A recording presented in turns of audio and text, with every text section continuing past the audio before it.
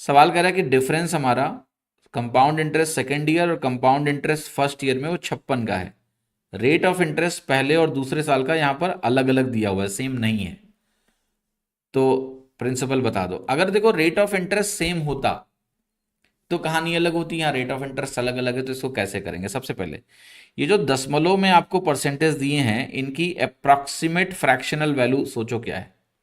14.28% की approximate fraction value 1/7 होती है, या यूं कह लें कि 1/7 जो फ्रैक्शन होता है उसकी अप्रॉक्सीमेट परसेंटेज वैल्यू 14.28 होती है। ऐसे ही 11.11% जो होता है इसकी अप्रॉक्सीमेट फ्रैक्शन वैल्यू 1/9 होती है। अब आपका जो सवाल है वो सवाल ये हो गया कि भाई एक वैल्यू हो गई +1/7 पहले साल, एक वैल्यू हो गई +1/9 दूसरे साल। अब फ्रैक्शन में जो 7 और 9 है इनका एलसीएम निकालिए, तो एलसीएम ऑफ 7 एंड 9 इज 63। अब आप अपना प्रिंसिपल 63 मान लो। 63 अगर आपने प्रिंसिपल माना तो उसका 1/7 क्या बनेगा? 9। ये हो गया सीआई पहले साल का। 63 में 9 जोड़ेगा 72 बना, 72 का 1/9 निकालिए 8 बना। ये हो गया आपका सीआई दूसरे साल का। इन दोनों का जो डिफरेंस है वो क्या है? 1 यूनिट का। क्वेश्चन ने इसी वैल्यू को दिया हुआ है 56 के बराबर।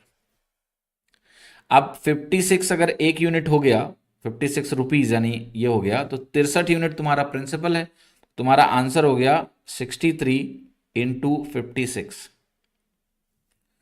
ठीक है, अब कैसे इसको जल्दी से कैलकुलेट करेंगे? मल्टीपल तरीके हैं। एक होता है डायरेक्ट गुणा करो आप 63 को 50 से, इसको 50 + 6 सोचिए। 50 से गुणा करने का मतलब क्या होता है ना? आधा कर लो और 100 से गुणा कर दो, तो ये बनेगा आपका 3150।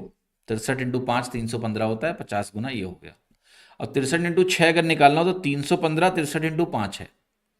63 इंटू 6 क्या बनेगा? 378, क्योंकि आप 60 + 3 सोचिए, 6 से गुणा करिए 360 + 18, या फिर 315 में 63 जोड़ लिए 378 बना, तो यहाँ आप लिखिए 378। तो ये हो गया 8 7 5 12 3 1 4 1 5 3528, और आपका आंसर हो गया A 3528 इज द राइट।